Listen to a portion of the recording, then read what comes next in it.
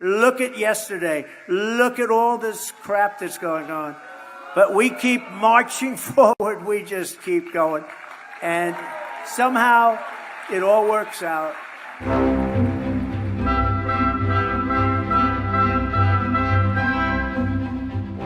Welcome to Talking Feds, a roundtable that brings together prominent former federal officials and special guests for a dynamic discussion of the most important political and legal topics of the day. I'm Harry Littman. Donald Trump was once again an aggrieved and resentful winner last week. He held Nicki Haley off in New Hampshire with a strong victory in the overall vote, but he spent the week fulminating about Haley's decision not to throw in the towel, as well as the defamation trial in New York brought by E. Carroll, which ended with his being slapped with an $83.3 million combined compensatory and punitive damages award for his repeated denials of Carroll's accusations. The margin in New Hampshire of 11 percentage points was enough for Haley to claim rights to soldier on, even as Governor Ron DeSantis packed up and went home. Haley is positioning herself as the general election alternative to Trump chaos and bitterness, an impression Trump reinforced by announcing that anyone who contributed to Haley's campaign would be banished from the MAGA movement. It's not easy to formulate a path to victory for Haley, who figures to rack up a series of losses, including in what she called her sweet home state of South Carolina on February 24th. But her sticking around complicates Trump's own path and arguably aids Biden in the interim, given Trump's anticipated responses of savaging a woman candidate. And it also plays the long odds of a possible disastrous legal development or a new bout of verbal incontinence from the former president.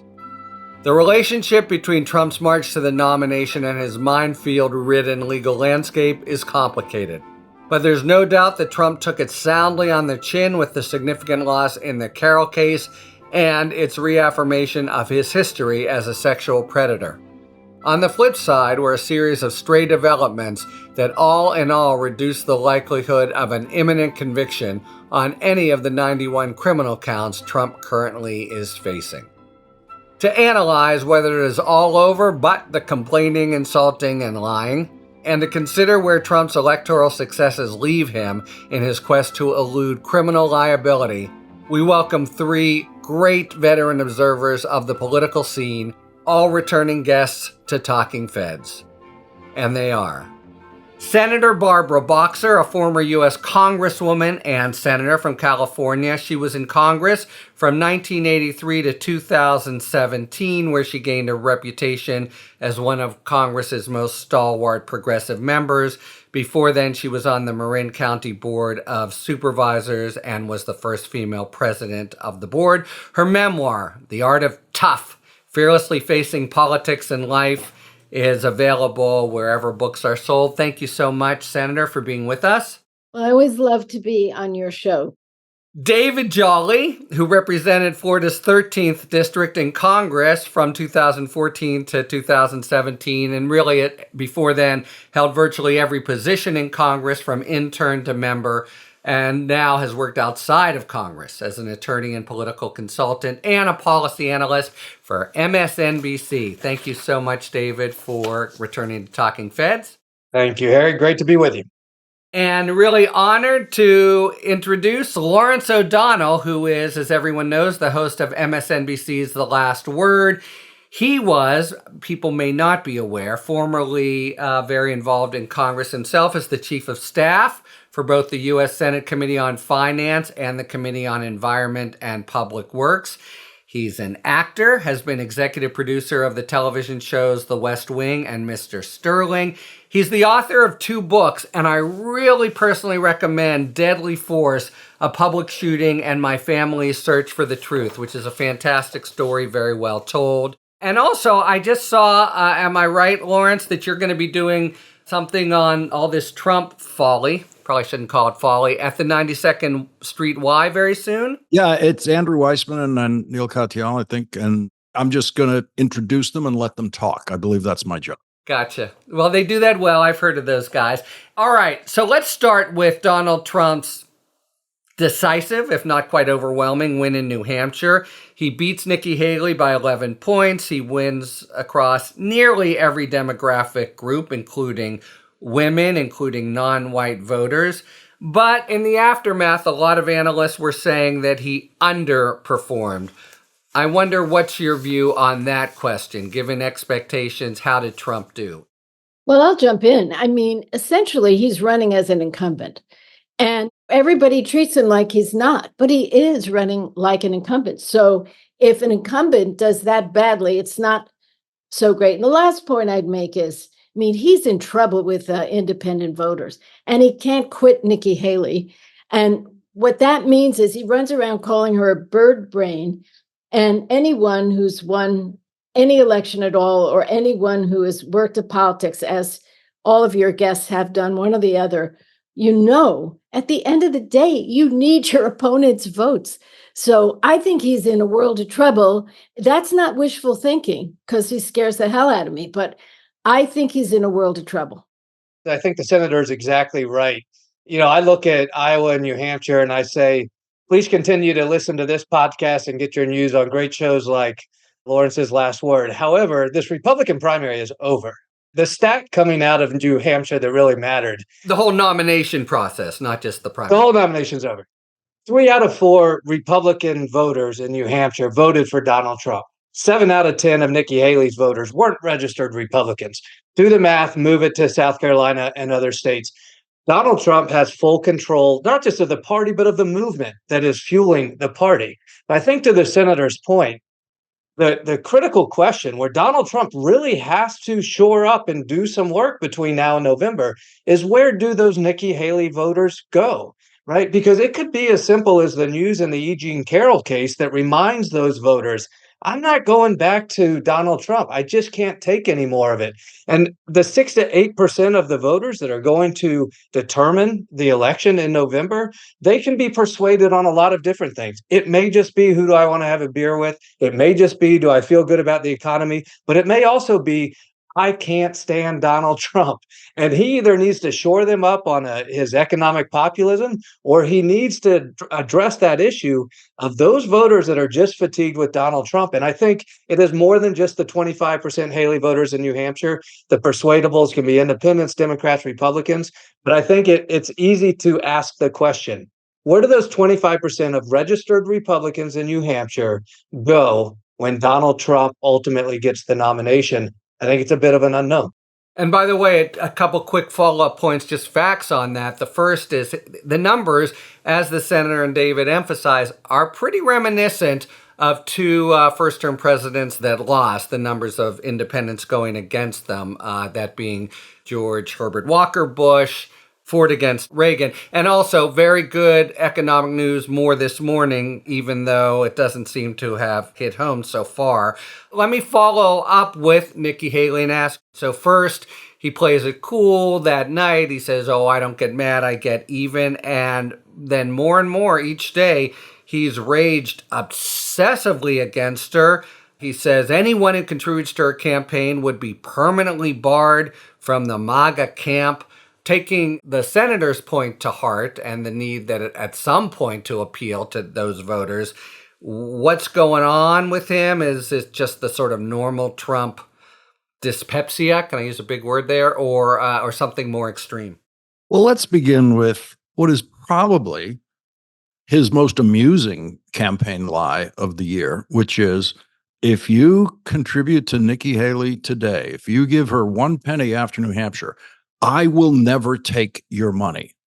Donald Trump will take your money for the rest of his life. He will never stop. He'll never stop asking you for money. He's trying to aim that comment at the big donors, and so imagine the moment 6 months from now when a big donor who was a Haley donor all the way says, hey, Donald, I want to give you $1 million for your campaign. I want to give you $1 million for your legal defense fund. And Donald's going to go, oh, no, absolutely not. You're with Haley.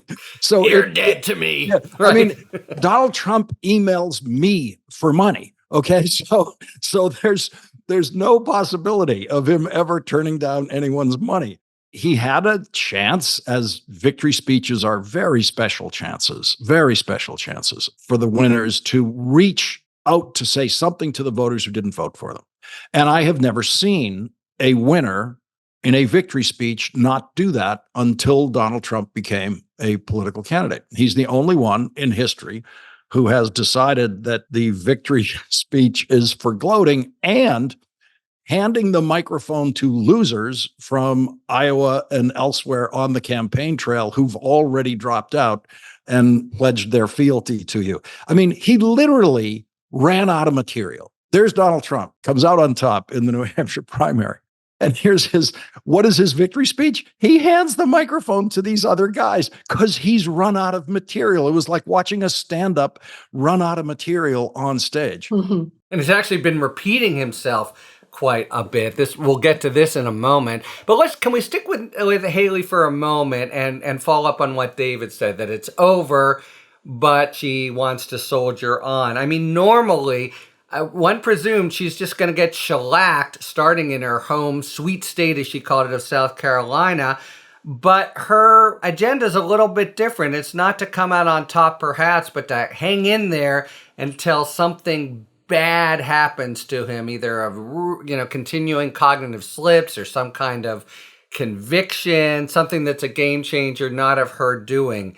First, is that accurate about her thinking, and is that a tenable strategy?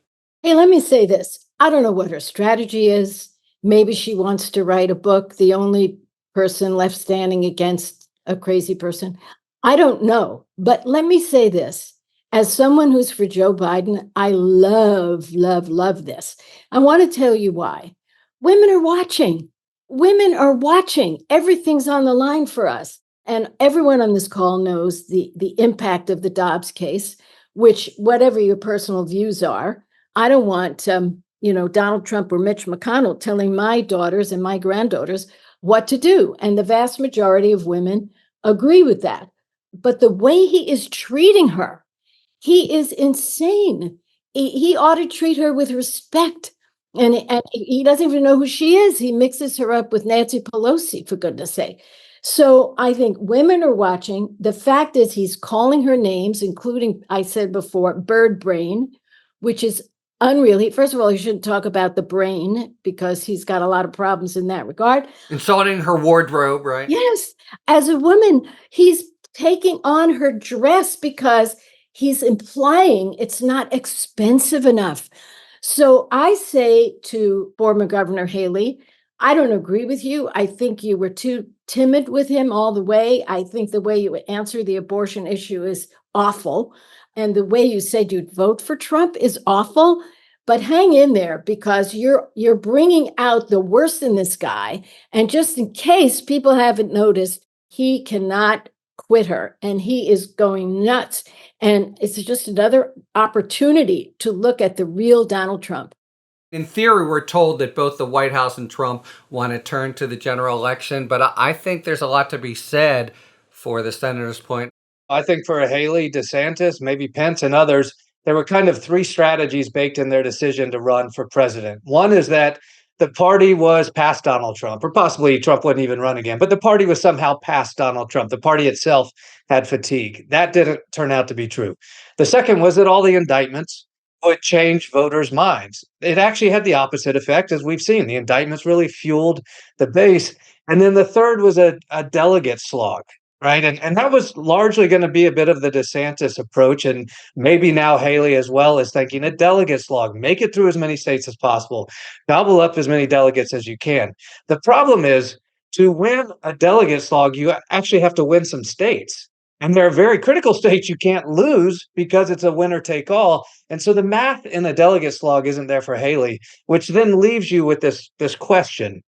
Is she just hanging on, and did others think they could hang on in case there's a conviction or something that gets him off the ballot? They want to be there standing.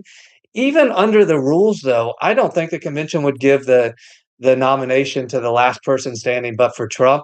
So I really question Haley standing in. Yes, it exposes all of the failings of Donald Trump. I just shared with Chris Jansing, take the Eugene Carroll case. Even for Donald Trump, victim shaming a victim of sexual assault is off message. Just there are certain things in politics, even for Trump, you don't do. But I really wonder for Nikki Haley making it all the way to South Carolina. I know she thinks that these 4 weeks will be an opportunity for her to retool, raise money, maybe a little easy. I think the Trump camp is going to go vicious on Haley on TV in South Carolina, in her home state. And I really question her decision to stay in.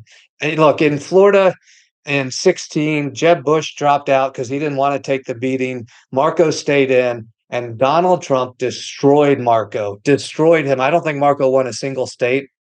Haley's obviously made that decision to stick in it, but I'm not sure South Carolina is going to be so sweet for her. Although it does sound as if you think in terms of Biden and in terms of exposing one very bad side of Trump, you agree with the senator. There's some upside to Biden that she stick around for a bit, yeah? Yeah, I think anytime he's attacking someone or playing victim or deep state, he's losing that 6 to 8% he needs.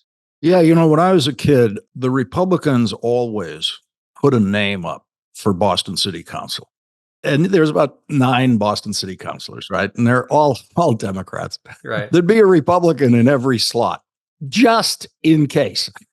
Heart attack. Literally, just in case he had a heart attack, or in those days, which doesn't matter to Republican voters, got arrested, right? It's just like, well, okay, then Saltonstall will become a city councilor. Peter Torkelson, whatever. Right, exactly. Yeah. So, but it cost nothing to do that, and the trouble for Nikki Haley to simply stay in, as we all know, is just how expensive it is in money. And then there's this question about what does it do to her political capital? Is it improved or hurt by staying in? And if this were another party reigned by sanity, I could give you an answer to that. But in this one, I can't, because I'm starting to develop the theory that the best thing for Haley right now is with Trump voters. The thing that will appeal to Trump voters the most is the harder she hits Donald Trump. Not that they're going to accept her hits, but they're going to go, oh, okay, so she's tough. Because what do they admire? If you're trying to get to the generic of what they admire, it's this version of toughness that they imagine is Donald Trump. And she's showing, I think, even more so than Chris Christie did, because she was also able to get votes along with it, that she can really punch Donald Trump, and she's not afraid of him at all. Would these Republican voters 4 years from now in primaries be looking only for a candidate who was afraid of Donald Trump, who absolutely proved how afraid of Donald Trump they are? Or, might she be building some kind of political capital in the future with these same voters who were voting for the other guy? Yeah, it's an interesting question for her, because probably in contrast to, say, Chris Christie, she's got a future, and right now it ain't going to be with the Trumpist wing. Unless he calls off the fatwa, she'll never be involved in any kind of Trump government. There's a disconnect, however, because her claim is she's got the better shot in the general because of all the chaos, as she gently puts it.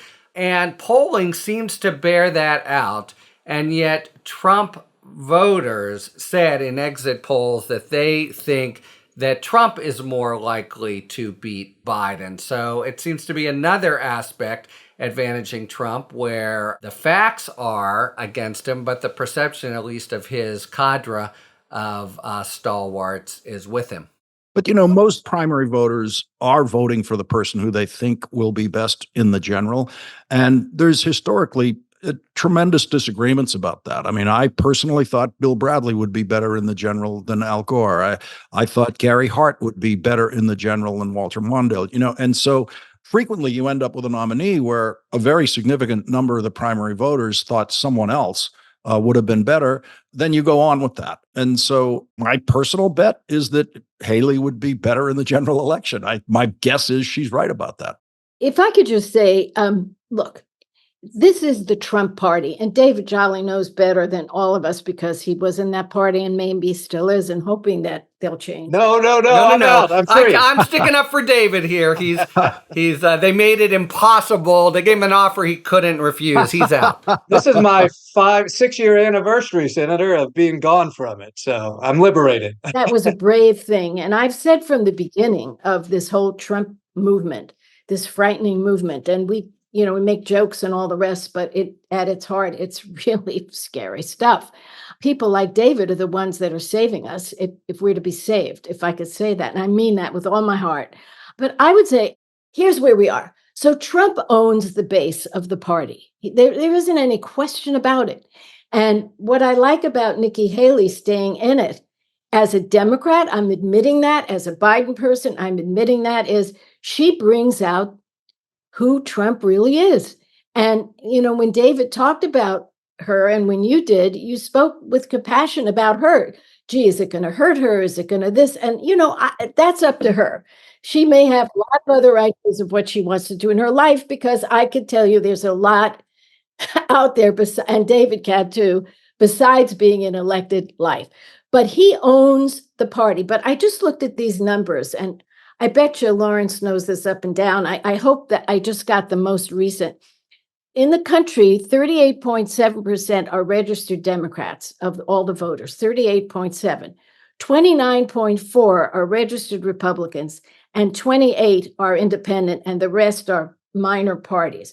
So that's why when I looked at these numbers, even not from Iowa as much as New Hampshire, because in New Hampshire, you could see how many independent voters voted. Look, when I ran, and Lawrence remembers this, because I remember Lawrence when I went to see if I could get his help getting on Moynihan's committee, which I never got on, that great committee. But Lawrence remembers the times in California when we didn't have this open primary, which we have now with the top two. Everyone votes. It's a whole crazy thing. When I ran, I had to win, over the base voters in the Democratic primary. And it's hard to do that. And you do that, but when you're in a tough primary, you don't win all of them. So you got to be kind to your opponents, at least not get everyone so alienated. And then you have to continually romance the independent voters, because without them, I never would have won. So just in my early days when this state was really purple leaning red, and I won with Diane all those years ago in 92, the only reason I won, besides Anita Hill, which I give her all the credit, when you look at the numbers, is that I held 90% of the Democrats, I got about 12% of Republicans, and I won among independents. And that's the way it goes. So again, since we're talking about Nikki Haley this entire time, I don't know what's in her future, but boy, I'm glad she's hanging in there. And I may be the only one on the call that feels that way. Stay in there, Nikki Haley, because you're bringing out the truth about Donald Trump. And the truth is, he's an abomination. I definitely agree. I asked the other night on TV this question on election night.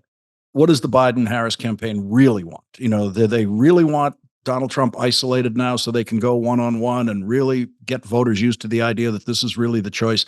Or do they want Nikki Haley to continue to be out there hitting Donald Trump? And the answer from Jen Palmieri, who worked on presidential campaigns, was they want both. And so I got to say, you talk about surrogates, like the campaigns want to send surrogates to my show at all shows. And it's like, well, I think the best Biden campaign surrogate out there right now is Nikki Haley.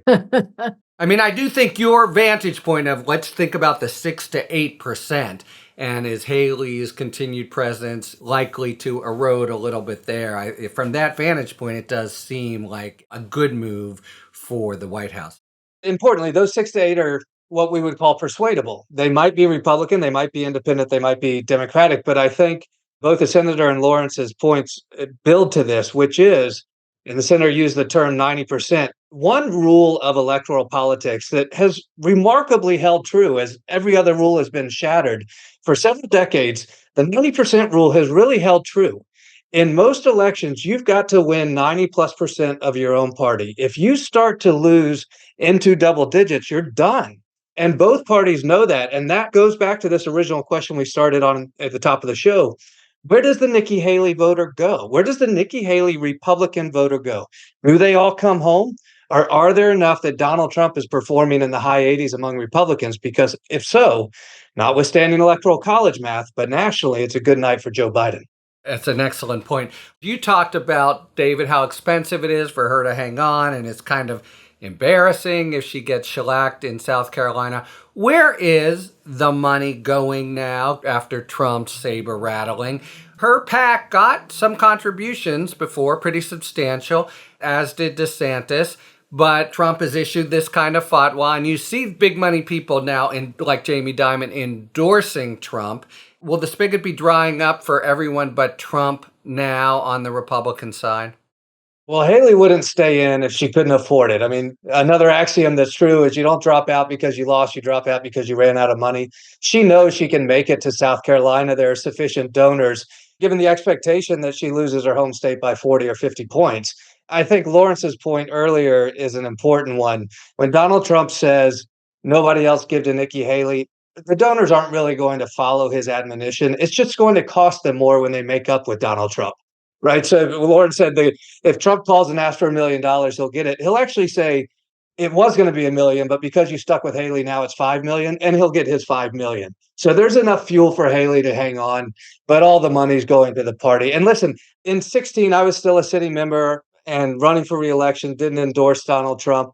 My donors in 2016 knew that. So most of my donors didn't give to Donald Trump either, particularly some really big ones. However, when he won, they all wrote big checks for the inauguration committee. They all wrote big checks for the party. They were there. And the Haley donors will be there for Trump. And as Lawrence said, he'll take their money. Yeah, and David, it'll be the perfect phone call. Right, exactly. Well, then let's go to the other thing that seems to be buoying him up in a way, again, focusing on the 6 to 8%. Bill Kristol was on last week and he said, we're not going to get a Nuremberg trial where things are destroyed. And when the party is reconstructed from the embers, they won't look to folks like us. They'll look to folks like Scott and others who have a plausible case of having kind of been at least on the sidelines. But what do you think about these endorsements? 177 members have come in his support in the Supreme Court case. Taking a step back and making the point that the senator started with about what a dangerous, high-stakes election this is and what a pernicious president he's been and would be. What do you make of pretty respectable political figures like Scott, and I think he's going to have a lot of company, coming out and basically saying, January 6th wasn't great, but his policies or whatever, does that in fact tell the 6 to 8% it's safe to vote for Donald Trump? Well, it depends how it goes down. I mean, 177 cowards. They're so afraid of Donald Trump, more afraid than they were on January 6th when they ran for their lives. And I think to a great extent, it's messaging around that. Josh Hawley is an example. He saluted these insurrectionists. Then he ran away from them. We saw him literally running for his life, yes, right? Yeah, caught on tape. And then he writes a book on masculinity after he ran for his life. I mean, you cannot make this stuff up. And if I could say, Tim Scott, who I served with, nice man, totally looked so bad on that endorsement where Trump says to him from the dais, turns to him and says, "Oh, Nikki Haley, after you endorse me, she must really hate you, and she made you a U.S. Senator." How embarrassing to do that. And all he could think of doing, instead of coming forward and saying, "I don't hate anybody. I will always respect her for appointing me. Thank you, Nikki Haley, but this is the president," but he comes up and kisses the boot even more and says, "I love you." Literally. The L word. I mean, seriously, he's threatening Kim Jong-un, Hard to know if it's worse to be his friend or his enemy. It's so true that there's nothing uglier than watching that parade that happened in 2016 where, Lindsey Graham is saying every accurate adjective there is about Donald Trump and how awful he is and how bad it would be for the Republican Party. And then, of course, he ends up loving him. Same thing with, Marco Rubio, Ted Cruz. I mean, and the stuff he said about Cruz involving Cruz's wife, Cruz's father, all this stuff was more than he even tried to say about anybody else. And then Cruz gets in there and worships him. And it was never like that. If anybody got really, really nasty against somebody in a primary, they did not shake hands and make up and be pals. It didn't work that way. I'd give you one observation on that and follow Lawrence's retelling of 16, because where we end up is, I think, a great concern about the rise of authoritarianism and the cementing of this movement with Donald Trump. And it's this, in 2016, it took a while for Ted Cruz, Marco Rubio, and others to come around and actually endorse Donald Trump. Paul Ryan, the day Trump secures the nomination, I think, coming out of Indiana, Paul Ryan says, I'm not there yet. McConnell and others, even voters, Republican super voters, were saying, should I vote for Hillary Clinton? There was this latency to them coming around. By 2020, I think we saw this informed negotiation where even protagonists like Adam Kinzinger voted for Donald Trump because they saw the partisan benefits and they fell in line. What we see coming out of Iowa and New Hampshire, these quick endorsements by DeSantis, Scott, and others, the reception of the message that the 2020 election was fraud when 60% plus in Iowa now agree with that, Donald Trump has completely tamed the party and tamed the movement. There's no blurring now. Everybody's in line. So does that help him in November? We'll see. But I think it gives rise to great concern on the broader question of this anti-democratic rise of authoritarianism under Trump's brand. The movement is now firmly in his grasp, and he has tamed the party that he once just used as a vehicle for his rise. Now it's his. He owns it. I think it's such a great point, and it's nauseating to me here, putting to the side my moderator guys, because there's no way to endorse him without saying, so he tried to resist the peaceful transfer of power. It's kind of like good enough for government work. To be able just to spout an endorsement for Donald Trump means you're discounting this cataclysmic event so far down, and you empower others, including perhaps in the 6 to 8%, to somehow have this view. One of the most stunning findings in the exit polling was an increasing number of Trump voters, now up to 75%, believe that the election was rigged and have basically fastened on to the whole idea that he's never abandoned, even as people tell him, you keep going back to the past. But it's his number one grievance, and it somehow is breathing life into his campaign, notwithstanding the conventional wisdom. Hey, Harry, you notice how safe and secure the elections are so far since Donald Trump won his primary? Right. He hasn't made one sound of any problem. I guess New Hampshire was a clean one this time. There you right. go. Oh, it's perfect when he wins. But I just want to make one point none of us should ever overlook. Remember, he's telling us what he's going to do. I mean, he's telling us, I will be a dictator only on day one. Well, correct me if I'm wrong, but if you declare martial law on day one, that's the end of democracy. So this, with all of the joking and all of the stuff we see that we can hardly believe is going on, we have to listen to what he says. And I'd love to see an ad that just shows in his own words what he's going to do, how proud he is of ending Roe, and all the things in his own words. But I'm sure the Biden people are busy at work on that. And actually former Republicans like Project Lincoln. And let's take up another aspect of this. And I don't mean this in a kind of ha-ha lampooning way, but these, you could call them gaffes, but they're really, to me, moments of just truly impaired cognition. That whole thing with Nicki Haley and some of his other gaffes. Not a week goes by without what seems like a pretty serious cognitive blunder by Trump. Let's just say that continues. The other tags on him seem to be matters of indifference to his base, but they're all consistent with his being the big winner. This seems kind of serious to me, the doddering candidate. I think that's one of the reasons he basically didn't testify in the Eugene Carroll case, or, did it for 90 seconds. Is that a real risk for him in the way that so far, at least, the indictments have proven not to be?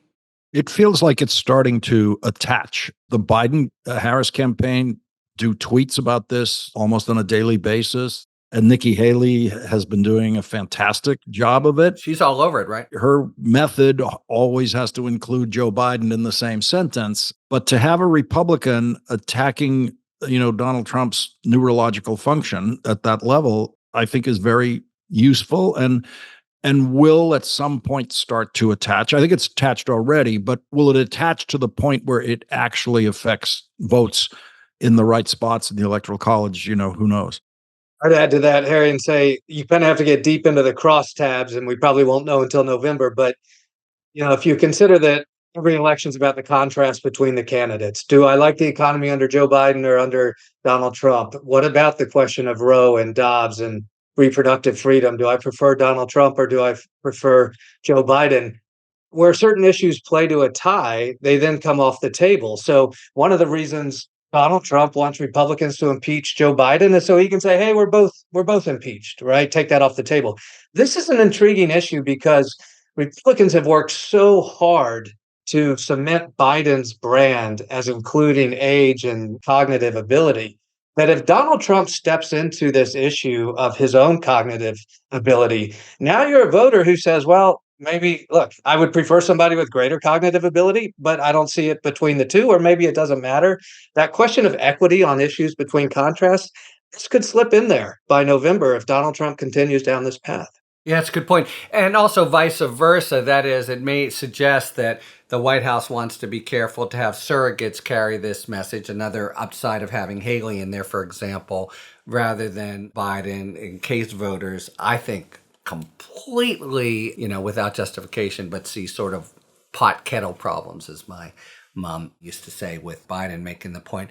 And what about this? You've been watching him pretty closely for a long time. I don't really notice, but there are, veteran Trumpophiles who say that maybe it's related, but he's got less gusto on the campaign trail. To David's point, he'll often repeat himself, and it seems sort of lower energy. Does it seem as if he's losing game a little bit? So this is a different question from cognitive stuff, but are his 90-minute stemwinders just less exciting than they used to be?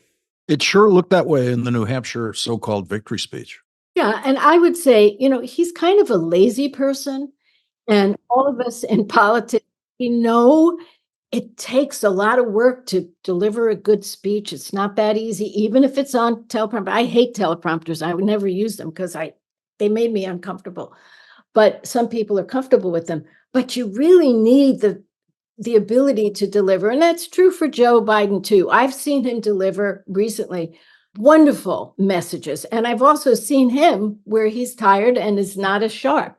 So this goes certainly for any candidate. But I would say this is kind of like an accident waiting to happen. We don't know the next thing Trump is going to say, because talking Nicki, and saying she did not protect the Capitol, that is really scary. And then he said something else. I don't remember it. Maybe any of the others of you remember the exact. Some of them are just incoherent, the death penalty thing, right? About this incoherent thing about institutions, and he couldn't say institution and death penalty. I mean, that was weird. And he didn't seem to know he had said that. And it seemed to me he was reading that. So that's not a protection. So it is something that you don't know. It could explode, and how the campaign deals with it, and how can't control this guy because he thinks he knows better than everybody else. And you could see that. That's why he's so lazy. He thinks he's so charming. He's an entertainer. He's going to get up there and do his thing. And he does. And the followers of the cult love it. But I think the rest of the people are scratching their heads. And that's why I'm much more optimistic now for Joe's chances, assuming we don't have third parties and so on. And of course, he's now gotten the UAW endorsement. Maybe that steals some of his thunder. Let's just close out here because I want to move to the whole cluster of legal issues. But Lawrence, you said on TV that Biden was the big winner in New Hampshire.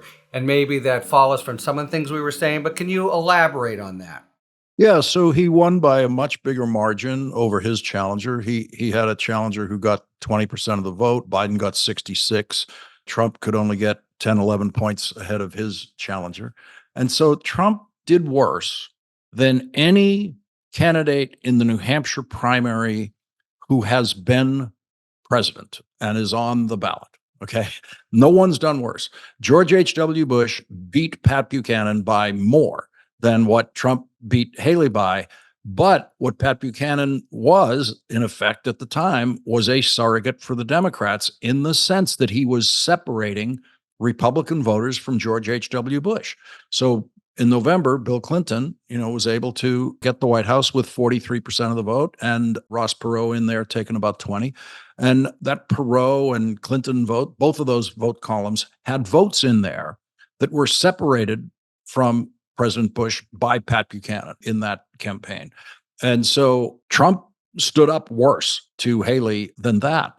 And, Joe Biden, the Dean Phillips dream in New Hampshire was the Gene McCarthy dream, right, of 1968, where I'm going to run against the incumbent Democratic president. I would say somewhat more remote than McCarthy, but yeah. Okay, but, the reason everybody paid attention to McCarthy, and I as a kid in Boston thought McCarthy won because of the coverage, but was because he got 42% of the vote, right? And Lyndon Johnson was a write-in candidacy also, just like Biden. If Gene McCarthy had gotten 20% of the vote, it would have been a very clear LBJ victory. Nobody would have paid attention to that campaign after that. So Biden really, if you just want to look at it comparatively, how did these two front runners do in New Hampshire? There's just no way Biden isn't the very big winner of New Hampshire on those two columns. And could I say you had to write in his name, right, Lauren? Yeah, exactly. I mean, 66% of Democratic voters said, I'm going to go and I'm going to bring my pencil. I'm going to write in his name. I mean, that's a tough job to ask voters to do that. I mean, that is really tough. Mm-hmm.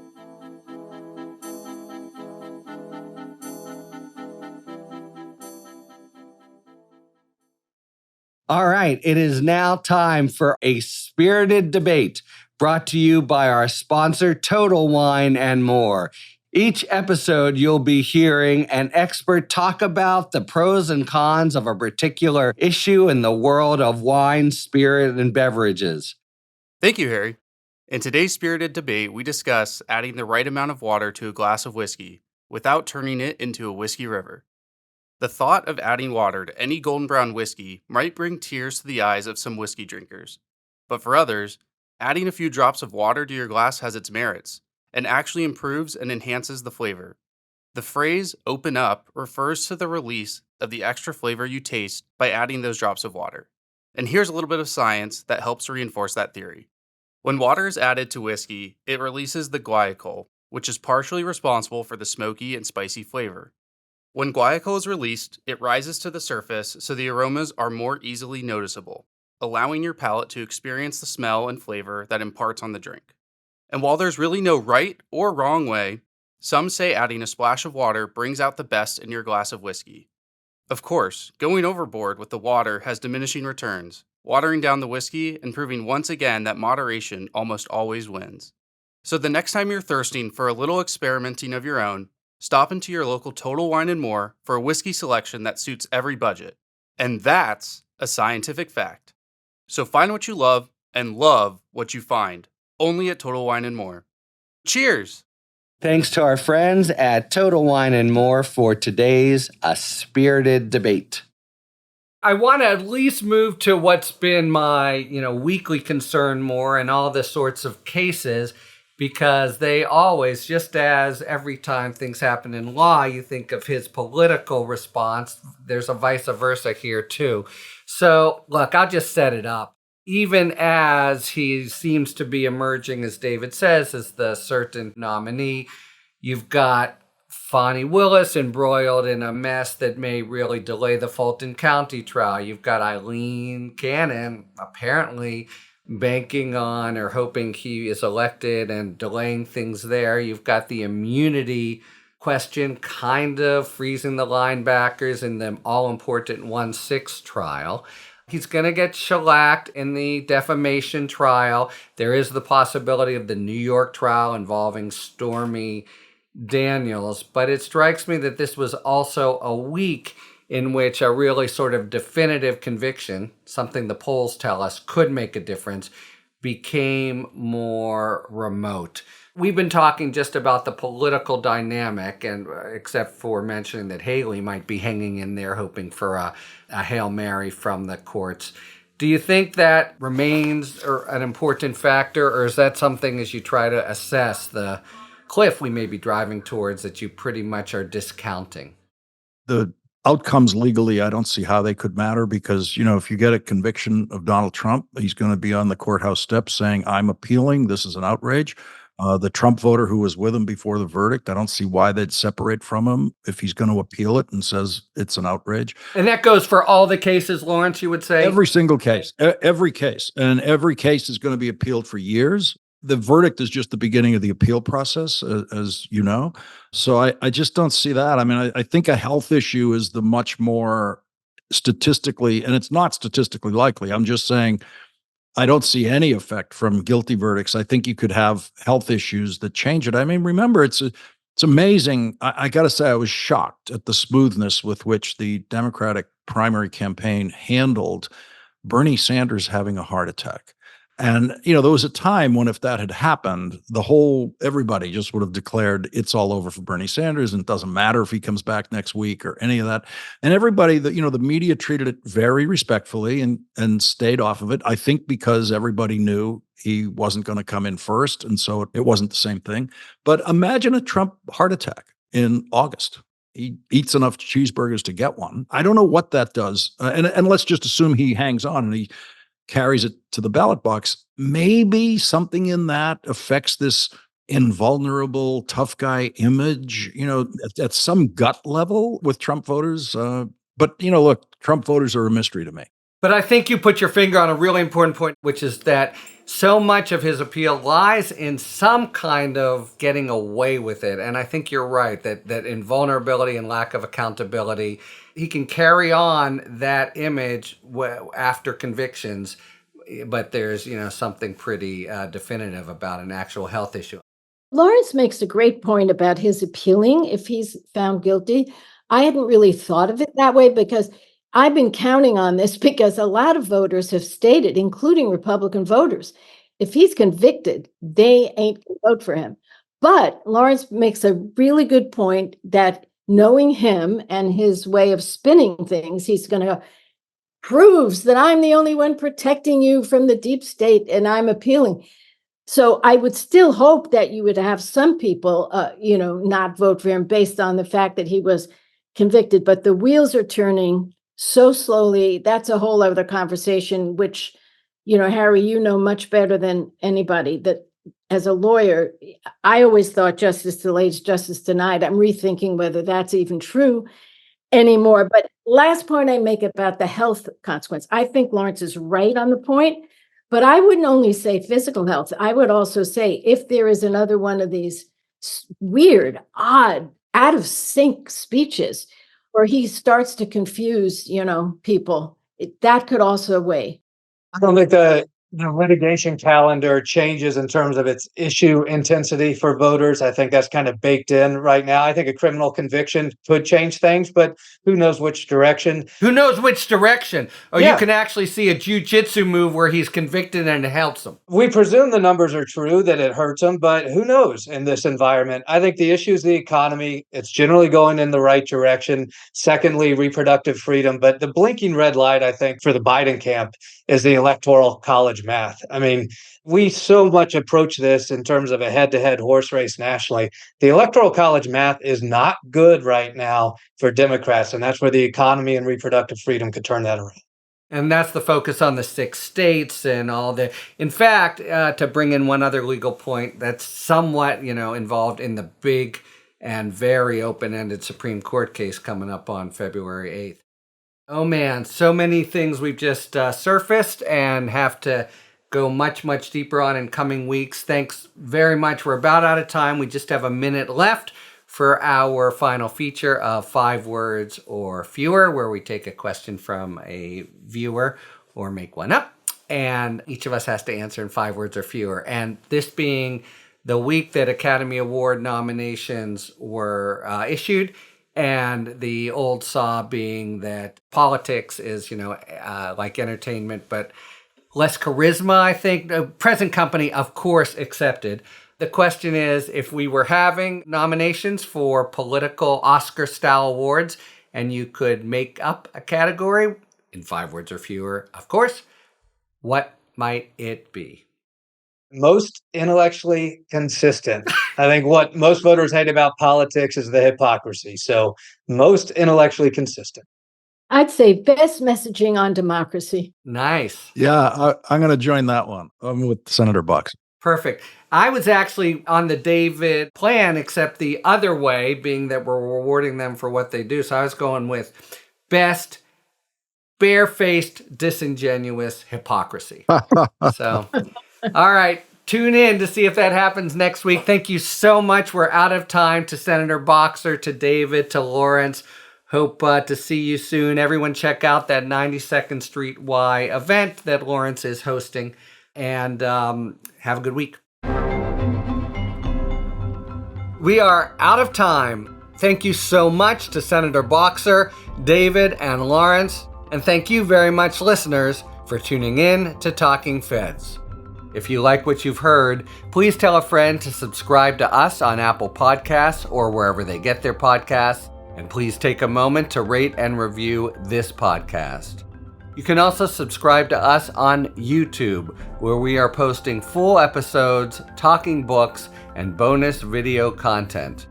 You can follow us on Twitter at Talking Feds Pod, and you can look to see our latest offerings on Patreon.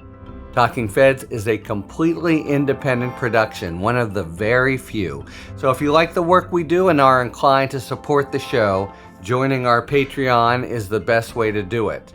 And here's some news. You can now leave voicemails with your questions for me and our guests. Whether it's for Talking 5 or general questions about the inner workings of the legal system for our sidebar segments, all you have to do is call 727-279-5339 and leave a voice message. That's 727-279-5339. You can also still email us your questions at questions@talkingfeds.com. Thanks for tuning in. And don't worry, as long as you need answers, the feds will keep talking. Talking Feds is produced by Catherine Devine, associate producer Meredith McCabe, sound engineering by Matt McGardle. Our research producer is Zeke Reed. Rosie Dawn Griffin and David Lieberman are our contributing writers. Production assistance by Akshaj Turbailu. Our gratitude, as always, to the amazing Philip Glass, who graciously lets us use his music. Talking Feds is a production of Delito LLC. I'm Harry Littman. Talk to you later.